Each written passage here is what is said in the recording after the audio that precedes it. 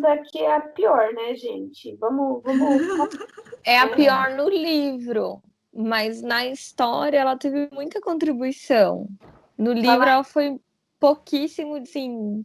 A historinha dela se resumiu ao momento de loucura dela e ela presa dentro de casa. É verdade. Mas a casa de Dona Yaya até hoje é uma casa de arte conservada que tem visitas e sarais.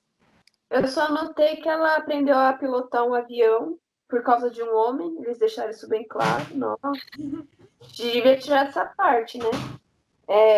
Nessa história foi a que eu mais anotei coisas que me incomodaram no livro em si, que foi eles colocando o macho alfa do século passado, muita linguagem sobre feminismo que não é o legal, aí o uso de hashtags, linguagem de internet, foi uma das histórias que eu mais anotei que as autoras usaram essas coisinhas que incomodaram a gente. O que eu entendi dessa história é que ela foi mó vítima, porque o que eu anotei foi tentaram tirar o dinheiro dela falando que ela era louca. Que assim, a história dela é um pouco triste, né? Porque assim, ela perdeu 3 irmãos bebês, aí sobrou só ela e o irmão, eu acho que os pais já tinham morrido também. Aí o irmão pegou, se jogou no mar e nunca encontraram o corpo.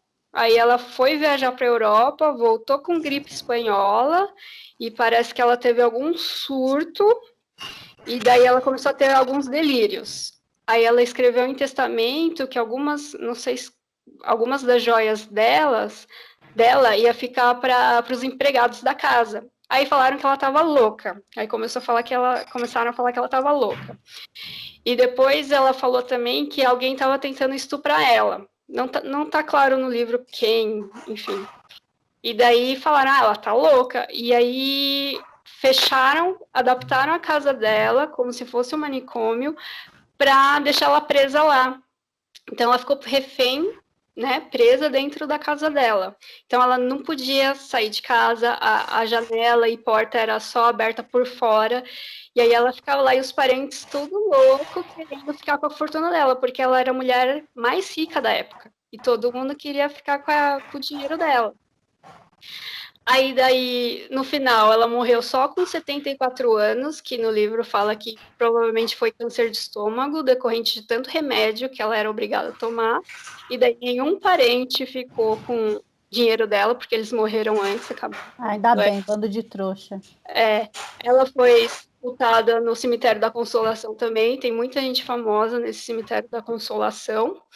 E daí os bens dela foram transferidos para a USP, e uma parte até virou alojamento da USP, mas eu não sei quem decidiu que os bens dela iam ficar para a USP, eu não entendi essa parte. Provavelmente foi o governo, né? Porque quando a pessoa não tem herdeiro, fica com o Estado a fortuna. Entendi. Eu acho, né? Não, acho assim, pelo que eu sei aqui, eu não sei se no caso dela foi exatamente isso que aconteceu. Mas não tinha um lance que tinha alguém que auxiliava ela, que impediu, inclusive, que ela fosse para o manicômio de verdade, conseguiu convencer a família dela a deixá-la dentro da casa dela? Ela tinha alguém que lutava por ela, e que essa pessoa não era da família e não tinha direitos, então, de verdade, mas conseguiu pelo menos convencer a condição dela ficar um pouco menos pior. Então ela recebia, de certa forma, algum auxílio. Mas o que me incomoda é que, assim, a gente fica pensando, né? Até hoje a gente tem a mesma situação das pessoas se sentirem no direito de manipularem a vida do outro pelo simples fato de quererem.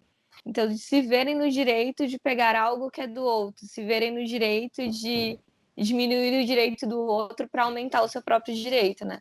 Então, era uma coisa do passado, mas se você for pensar, até hoje isso acontece. Talvez não nas mesmas proporções, mas isso ainda acontece. Vira e mexe, você olha na TV e vê falando que alguém se achou no direito de pegar uma pessoa e tornar ela escrava da sua casa. Então, é uma história absurda, mas talvez ela também não tivesse nenhum problema mental de verdade, porque se ela ter voltado com gripe espanhola da Europa, provavelmente teve alguma sequela, mas talvez nada mental.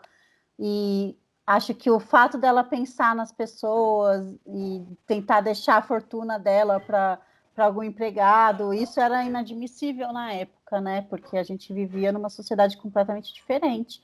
Então, acho que os parentes falam, como assim? Vai deixar para eles, não vai deixar para a gente? E aí eles começam a inventar essas histórias de que a pessoa é louca, pega qualquer coisinha que a pessoa fala, tá vendo como é louca? Olha como é doida. E se ela não estava louca quando eles fizeram isso, ela ficou, porque não dá sem condição de você estar trancado em casa. A gente hoje está vivendo uma pandemia que a gente está tendo que ficar trancado em casa, a gente quase não está aguentando. Imagina a pessoa ficar 24 horas por dia presa dentro de um quarto que só abre por fora, com as pessoas passando comida e coisa para você, e você tendo que tomar um monte de remédio que você não precisa. Então, se ela não estava doente, ela acabou ficando, mas ainda bem que ela viveu mais do que todos esses bandos de bosta que queriam o mal dela. E se Adoro. Mas Não ficou para ninguém, né? eu acho que a história dela foi muito mal contada no livro, porque fica muito resumido ela ter ficado doida e ter morrido e não deixado nada para ninguém. Então, tipo, você não vê o contexto todo dela, só vê que ela teve muitas desgraças na família e um monte de parente interesseiro. Ela só contribuiu porque ela teve desgraça, parece que foi isso. Ela não era uma pessoa tão boa. Ela parece que a contribuição dela ficou mais no pós-morte dela, que os bens delas foram doados para instituições que hoje a gente são de bastante renome, tipo a USP, e é isso. É o que ficou no livro. Quando você lê o livro, você entende, né? Não que seja essa realmente a contribuição dela. Yolanda Penteado, o que eu achei de importante nela? Ela trouxe Guernica de Pablo Picasso para o Brasil na Bienal de 53. O MAN foi fundado por ela e ela é considerada a embaixadora cultural do Brasil. O patrimônio dela também deu origem ao Museu de Arte Contemporânea da USP, né? Uhum. E ela também criou a Companhia Cinematográfica Vera Cruz, Teatro Brasileiro da Comédia, Museus Regionais de Olinda e Feira de Santana.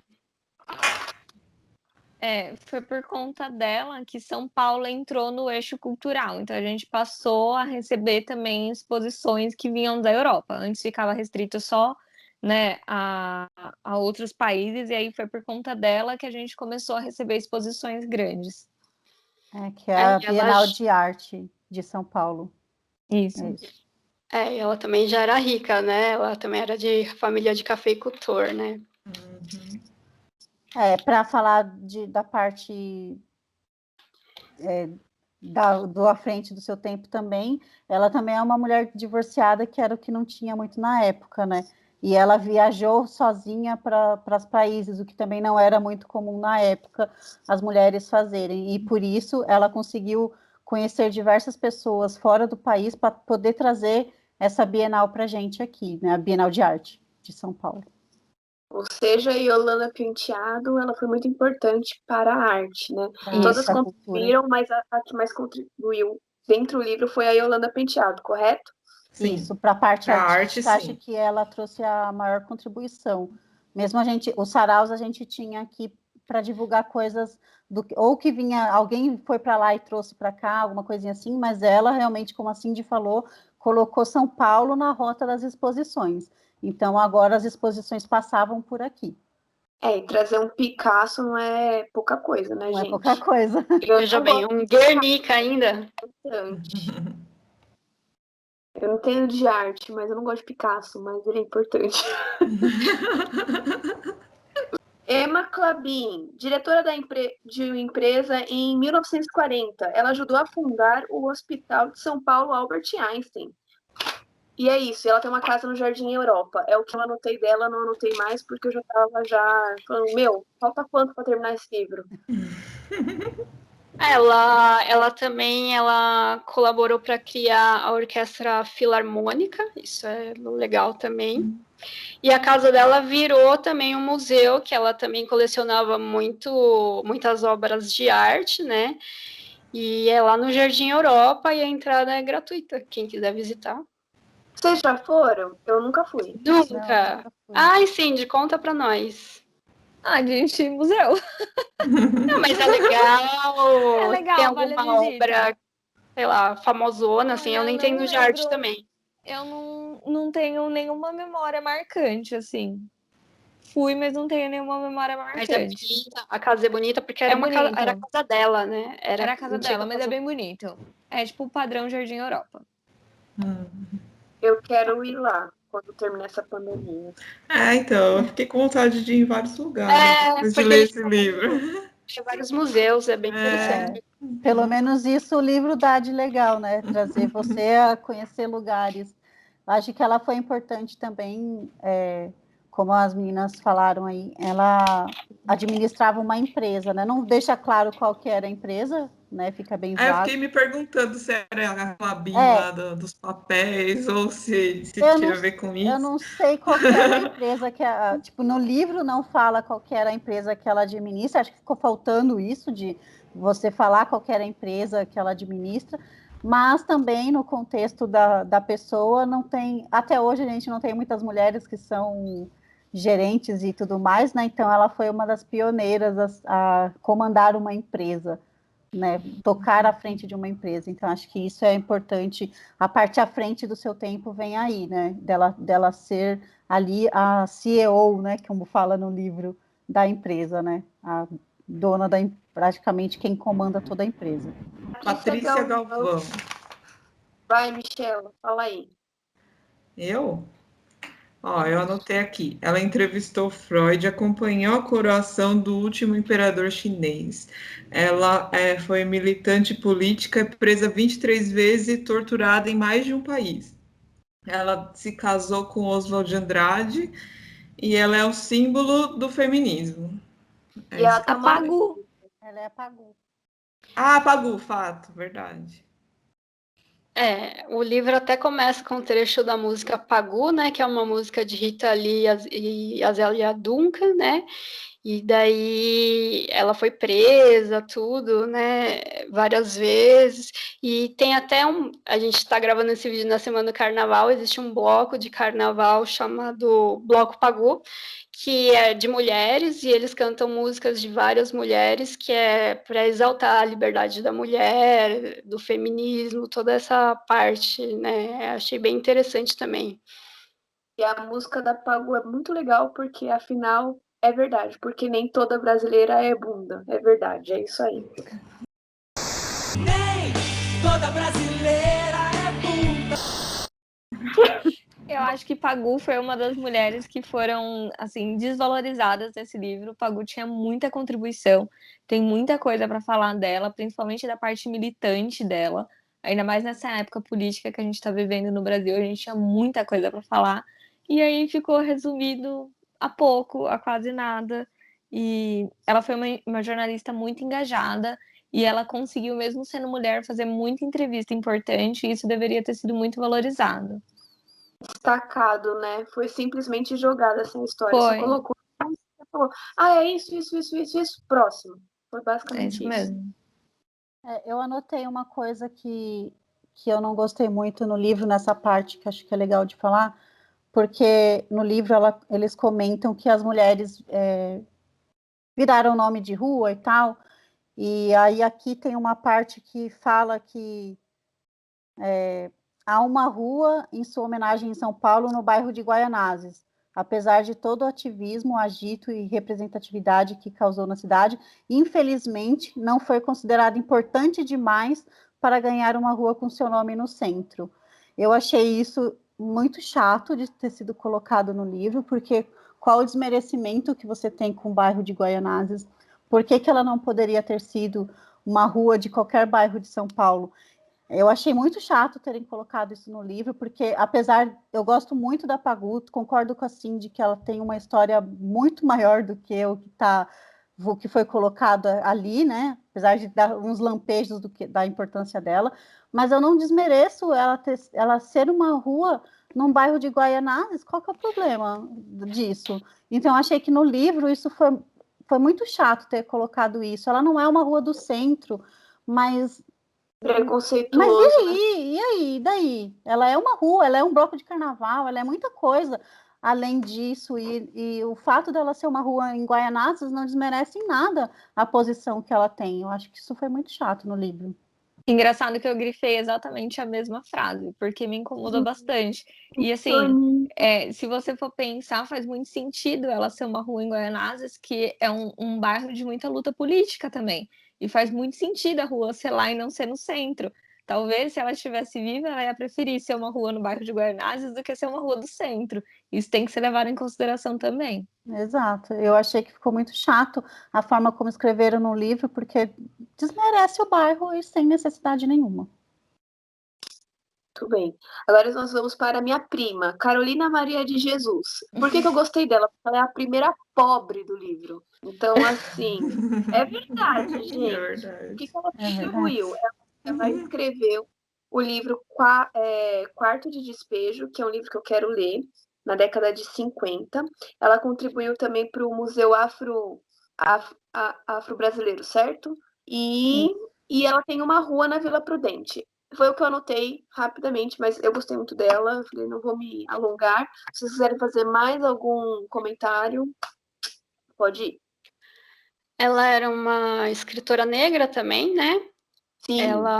Ela era de Minas, ela foi acusada de ter roubado dinheiro na fazenda onde ela trabalhava, e daí depois descobriram que ela nunca roubou, que o dinheiro estava lá na casa, e depois disso ela acabou vindo para São Paulo a pé.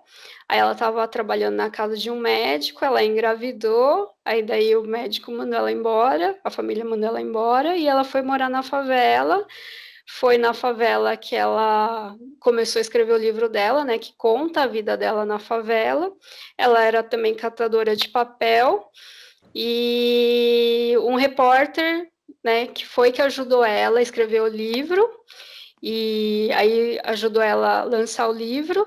E daí, quando lançou, as pessoas começaram a falar: ah, não foi você que escreveu, foi o repórter. Começou já, né, o preconceito, né? Não foi você, foi repórter. E daí ela também quis provar que foi ela, tudo. Ela também lançou mais livros, só que os outros livros não tiveram tanto sucesso. E o primeiro livro que ela lançou, ela também lançou no exterior, só que por termos de contrato, ela não ganhou dinheiro com esses livros. Acho que foi algum contrato filho da mãe que alguém escreveu e passou a perna nela, e daí ela não ganhou dinheiro com esses contratos. E daí ela não conseguiu, né, se sustentar com o livro que ela escreveu, que acabou fazendo sucesso, só que ela não teve retorno financeiro. No resumo, ela morreu pobre. Ela morreu pouco. Acho legal, Trabalhou e... acho legal destacar que, pelo menos no livro, fala que ela é uma das únicas brasileiras incluídas na antologia de escritoras negras. Então, ela é uma escritora negra que colaborou bastante com a você dar visão à condição das pessoas nas favelas, né? Então, o primeiro livro dela é bem aclamado, que inclusive entrou na minha listinha, né? Acho que a Aline também ficou interessada em ler, então já coloquei ele também como um livro que eu quero ler para saber como que ela escreveu. Foi uma coisa boa que trouxe esse livro, porque eu não conhecia ela, então achei bacana saber dela e fiquei triste pela história que, infelizmente, ela não conseguiu o retorno que ela precisava, né? Eu não descobri, eu pesquisei, mas eu não descobri qual que é a outra brasileira que está nessa antologia de escritoras negras.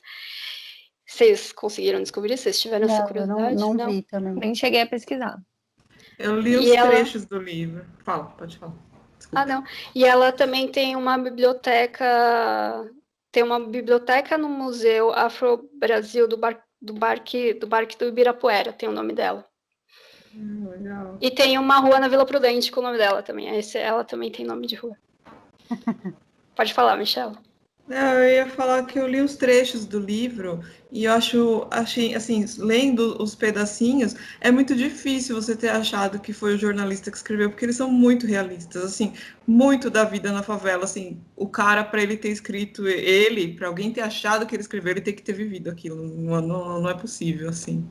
Aí tem a tal da Lina, eu não tô entendendo a minha letra. Lina Lina Bo. É a Lina Bobardi.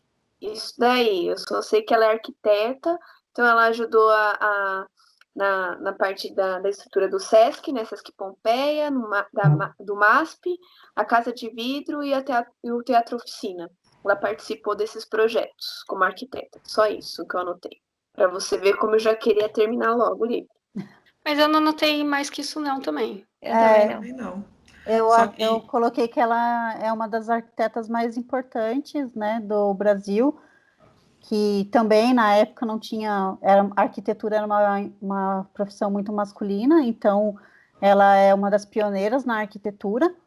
E para quem conhece o MASP, quem conhece o SESC Pompeia, sabe que eles são lindos. São muito legais. Eles são muito bonitos. O MASP todo mundo praticamente conhece bem, né? Porque ele é bem conhecidão. Mas para quem não teve a oportunidade de ver o SESC Pompeia, ele é uma coisa linda. E ele foi totalmente adaptado, né? Ele era uma indústria antiga que foi adaptada. Então, ele é muito lindo. E acho que a contribuição dela nessa parte de arquitetura é bem importante por causa disso. Ela foi a que eu não sabia que era a criadora do MASP. Fiquei muito, muito feliz de descobrir isso e saber que ela também fez o SESC Pompeia, que eu também não sabia. Então, achei que foi bem bacana, porque são estruturas que eu gosto bastante, eu acho muito bonitas, são muito bonitas. Eu vi umas fotos dessa casa de vidro, não sei se vocês chegaram a ver, acho que era a casa dela, é linda. Eu fiquei com muita vontade de ir, porque é muito linda. Ruth Rachou. Ruth Rachou. Eu sei que ela só foi importante porque ela participou do Centro de Dança, certo? Ela que fundou e ela foi secretária do Estado da Cultura. Ponto. Ela teve 80 anos dedicados à dança, ela era bailarina, né? Ela foi pioneira na dança moderna, ela também foi coreógrafa na TV Record, e atualmente ela ainda está viva, pelo menos quando foi lançado esse livro, ela tem mais de 90 anos, é isso que eu tenho. Ela foi assistente de direção desse balé da cidade de São Paulo e mudou a companhia. Eu já vi esse grupo de balé, quando li aqui sobre ela, eu lembrei que eu já vi. Ele é bem legal, assim, para quem gosta, né? Eu achei muito, muito bacana. O livro não fala muito mais do que isso também, e minimizou a mulher de novo. Acho que essas últimas mulheres, elas foram, que nem a gente falou, foi bem corrido, assim, não mostra muita coisa do que... Você pode pesquisar sobre a pessoa, mas no livro não mostra muita coisa sobre elas. Próxima é a Maria Auxiliadora, certo? Que ela é responsável por todo esse movimento negro, ela foi pintora e ela foi muito desacreditada, porém ela foi apoiada por estrangeiros e por isso que ela teve um certo reconhecimento. Só isso que eu anotei. Ela era empregada fora.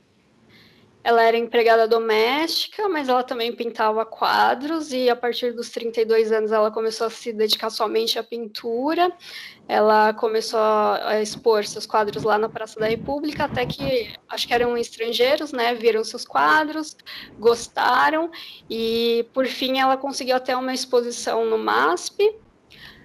Até o MASP, conta o livro que o MASP não queria que ela expusesse, com desculpa, falando que as obras dela não tinham nada a ver com o MASP, mas era uma questão mais de racismo, porque ela era negra. E tem uma coisa interessante também que o livro fala, que ela usava tufos do próprio cabelo para fazer os quadros. Eu achei estranho essa parte, mas eu não entendo tanto de arte assim. E até hoje tem algumas obras dela no MASP, que de terça-feira o MASP é gratuito. Eu também não sabia, a gente pode, quando acabar a pandemia, visitar o MASP, quem sabe. Infelizmente, eu acho que isso mostra exatamente como o brasileiro é, tá?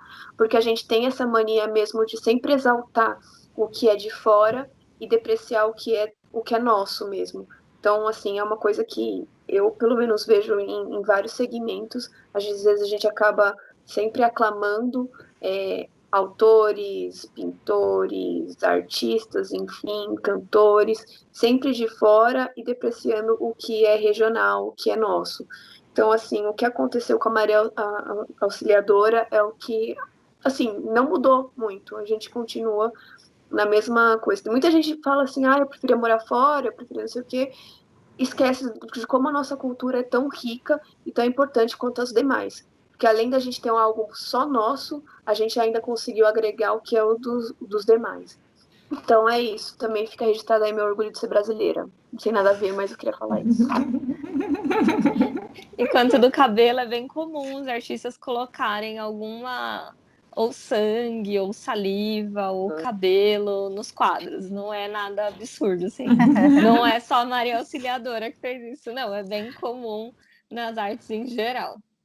O livro fala. Pode falar. Não, o livro fala que as obras dela parecem um bordado, porque acho que ela bordava Ah, é antes, né? verdade. E aí eu fui ver, parece mesmo, muito Ai, legal. Eu vi lindo. também. Legal. São bem bonitos os quadros dela, eu gostei. Inclusive, Aí- eu lembrei que eu vi no MASP o quadro dela. Achei bonito quando eu vi, mas não imaginava que ela era ela e tudo mais. Então, foi bem legal ligar o quadro à pessoa, assim. Aí em 2018, o MASP também, para se retratar daquilo, né, que eles fizeram na década de 80, que era tentar impedir a exposição dela, sob o pretexto que faltava qualidade técnica, na verdade, eles fizeram a maior exposição do acervo dela, né? Então, em 2018, eles fizeram uma mega exposição dos quadros dela para se retratar do que eles fizeram no passado, tá? Mirtes Bernardes. Ela é a responsável pelo piso paulistano. Pretinho branco no formatinho do estado de São Paulo, assim, desenho. É isso. Nada mais que isso. As outras obras dela não foram para frente. Ela meio que ganhou num concurso e escolheram a forma dela para o quê? E é Pros mais pisos. uma das mulheres que não ganharam dinheiro não foram valorizadas e não ganharam dinheiro com o que criaram.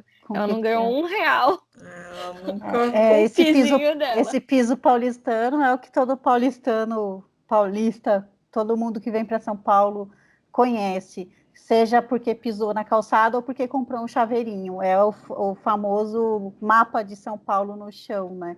Então, o que a Aline falou, ela ganhou um concurso, estava tendo um concurso para escolher as novas calçadas de São Paulo, como seria o design. E ela fez um rabisco, e um colega de trabalho achou bonito e falou: se inscreve, vai lá, você consegue. E aí ela acabou se inscrevendo, mas por insistência, ela fez o rabisco que ela nem ia colocar. E ela ganhou. Então, se você conhece o Pizinho de São Paulo, é dela, e acho que ela fez outros designers assim, mas também não foram muito para frente, mas ele é o mais conhecido, emblemático de São Paulo, né?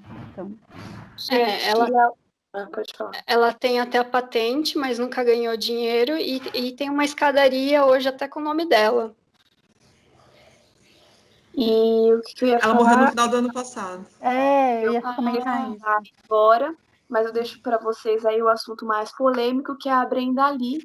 Depois eu vou acompanhar, porque a Brenda Lee, por que é polêmica? Porque ela é a transexual, né? Então, temos uma transexual no livro, nós vamos comentar sobre isso, quer dizer, nós não, vocês. Gente, beijo. Tchau, Aline. Tchau, Aline. Tchau. Então, ela é transexual, né? Ela fundou a primeira casa de apoio para homossexuais, que antigamente se chamava Palácio das Princesas, hoje se chama Casa de Apoio Brenda Lee. Ela foi fundada, essa casa, na década de 80, né? Quando tinha todo aquele preconceito de AIDS, que quem pegava AIDS era gay, né? E, enfim, todo aquele preconceito que a gente conhece, que as pessoas também morriam, não tinha todo o medicamento que a gente tem hoje, coquetel de AIDS, toda a disponibilização que temos de medicamentos hoje no Brasil, né? E ela nasceu homem, Cícero, né? E virou Caetana, e depois Brenda Lee, né? Como ela ficou conhecida. Ela era de Pernambuco, veio para São Paulo com 14 anos, virou prostituta, porque acho que precisava, né, se manter na vida. E quando ela criou essa casa, ela também fechou uma parceria com o Hospital Emílio Ribas para tratamento de AIDS, né, das pessoas que eram dessa casa de apoio aí, Brenda Lee. Ela morreu assassinada por uma pessoa que trabalhava nessa casa de apoio. Ela levou 2 tiros no peito e na boca. acho que não eram 2, mas tiros no peito e na boca, e o corpo dela foi largado num matagal, assim, parece que, eu não sei se, eu não entendi direito por que ela foi morta, assim, por esse empregado, não sei se era uma questão de dinheiro, de ganância, enfim. E a casa de apoio hoje, né, a casa de apoio fica na Bela Vista. É isso que eu sei da história dela, do livro. Eu só anotei aqui também basicamente a mesma coisa, mas ela foi muito importante nessas causas, né? Enquanto lá atrás essas doenças não eram, ainda eram um pouco difundidas, digamos assim, né? Porque elas já eram conhecidas, mas pouco difundidas. E realmente tinha todo esse preconceito. Então, ela foi uma pioneira aí na questão do tratamento das pessoas nessas condições, inclusive homossexuais e transexuais, né? Que até hoje ainda é um tabu enorme para eles viverem na sociedade, né? Para eles e elas viverem na sociedade. É um tabu muito grande, mas ela conseguiu fazer um avanço para a saúde deles e, né, ter essa parte do tratamento, o apoio que ela fez com o Emílio Ribas. Então foi todo como a gente falou da saúde da mulher lá atrás, né? Ela aqui trouxe uma visão para a saúde das pessoas trans e homossexuais que existem, prostitutas que existem na sociedade, que geralmente são discriminadas até quando elas vão buscar um auxílio de saúde, né? Então, infelizmente, muitos profissionais, né? Profissionais não atendem essas pessoas com esse preconceito bobo, mas são seres humanos como qualquer um. Então, ela foi uma pioneira nessa visão da saúde para eles, né? Então, a próxima, na verdade, não é uma pessoa, é um grupo, né? Bailarinas de Paraisópolis. O que eu tenho aqui, ele também não aprofunda muito, mas que esse grupo foi fundado em 2012, hoje conta com 200 alunos e mais 2.000 na fila de espera, e que tem uma escadaria das bailarinas feita pelo Cobra, né, em Pinheiros. É isso que eu tenho anotado. Na verdade, acho que o livro também não mostra qual que era a intenção de fato dele quando ele traz as bailarinas de Paraisópolis como uma das mulheres. Então não fala qual que é de fato a contribuição dessa não é uma ONG, né? É uma dessa instituição. Instituição, não sei também. Porque na verdade essa instituição ela ajuda a trazer um pouco de respaldo para as crianças carentes de Paraisópolis. Então, ela leva um pouco de cultura e uma possibilidade para as meninas de Paraisópolis, mas isso também não é contado no livro. Uhum. Eu entendi que era uma forma de finalizar o livro, de falar que essa luta e como as bailarinas lá de Paraisópolis continuam lutando, e todas as mulheres também, mais ou menos isso, sabe? Não quis contar a história delas, mas só para finalizar o livro falando que... Para quem não conhece, Paraisópolis é um bairro de São Paulo que é de pessoas carentes, né? Então, eles têm bastante dificuldade até com acesso à cultura, à própria cultura.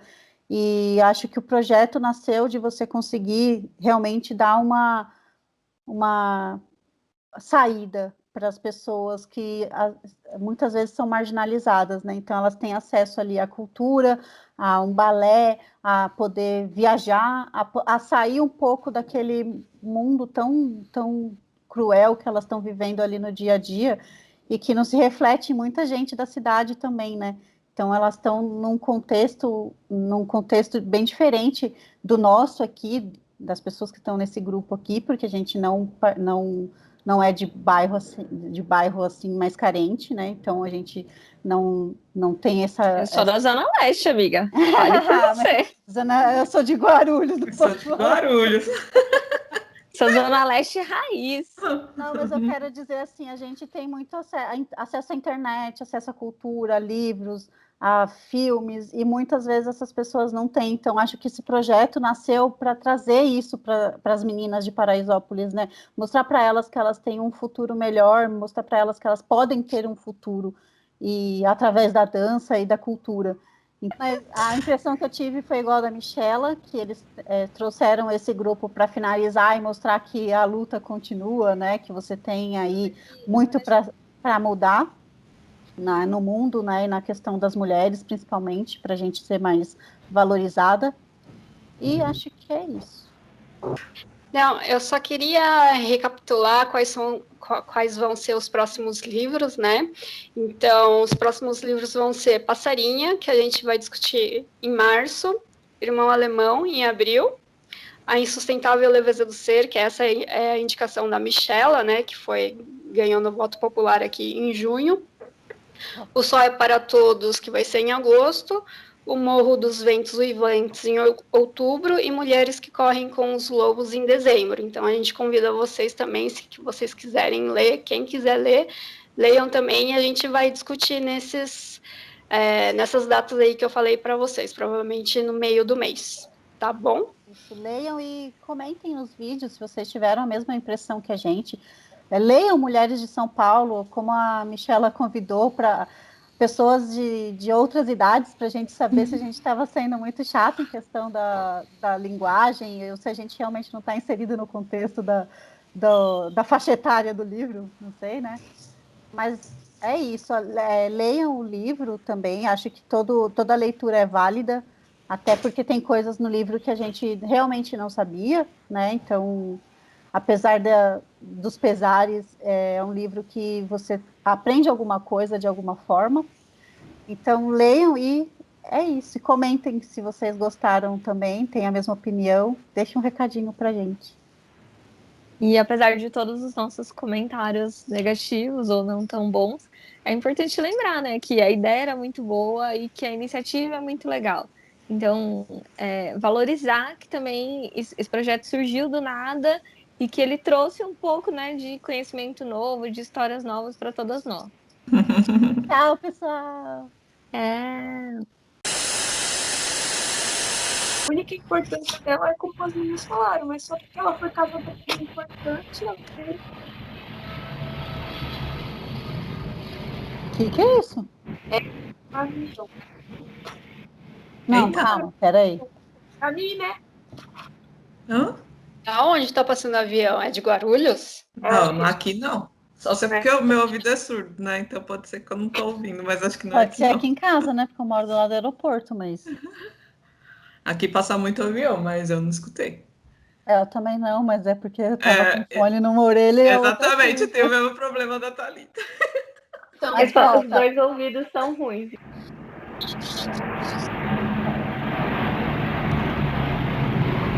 É aqui. Dessa vez é aqui. Avião, gente, avião. Não é meu. Esse avião não é meu. Vai chegar aí daqui a pouco. Peraí que daqui a pouco ele tá pousando aqui. Tinha que ser Guarulhos, né, gente? E é o que tá lá no Milena, É aqui, tem um de novo. avião. De novo. avião aí, Michela. Mas eu só percebo a hora que vocês falam que tava porque eu não escuto. Aí volta na sua Ela fala. orgulhosa é aqui. Peraí que tem um avião.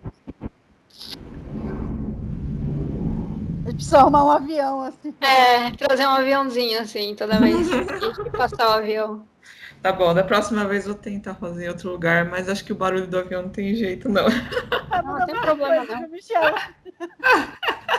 É que lá no meu quarto tem a janela acústica, talvez. Finalizar o livro, mostrar.